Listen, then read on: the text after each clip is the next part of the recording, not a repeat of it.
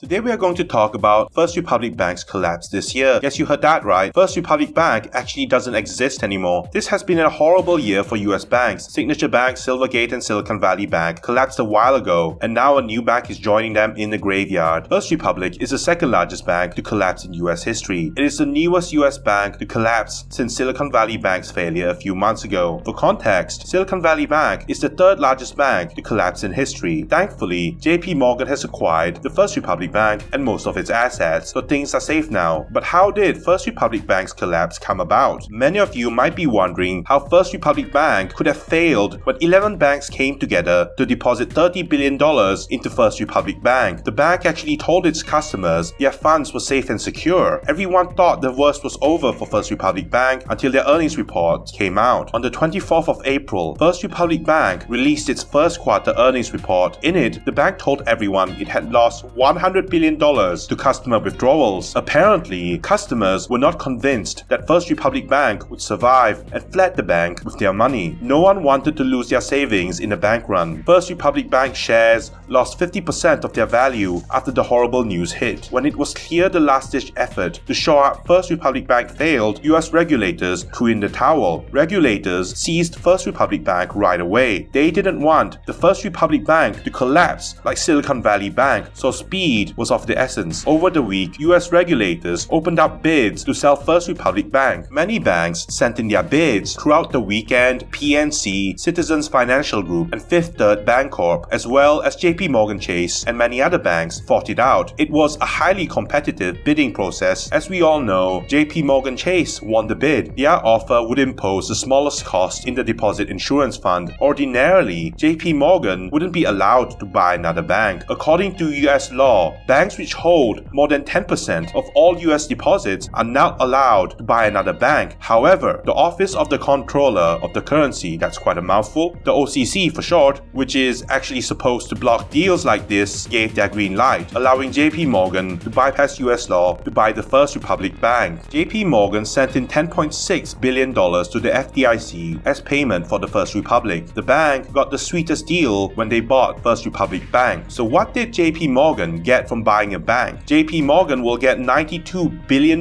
in customer deposits, including the $30 billion that Jpmorgan Bank and the 10 other banks put into the First Republic. According to Jpmorgan's own slides, the bank will also take on $173 billion in loans and $30 billion worth of securities. In addition, the Federal Deposit Insurance Corporation, the FDIC, basically gave Jpmorgan a $50 billion loan to buy the First Republic. That's not all. The FDIC promised to absorb any losses from the loans and mortgages that Jpmorgan received from its acquisition of the First Republic. Honestly, losses from those loans were unlikely in the first place, since most of the First Republic's loans were held by wealthy clientele who could definitely keep paying their interest on their loans. By taking in First Republic Bank, Jpmorgan booked a one-time gain of $2.6 billion.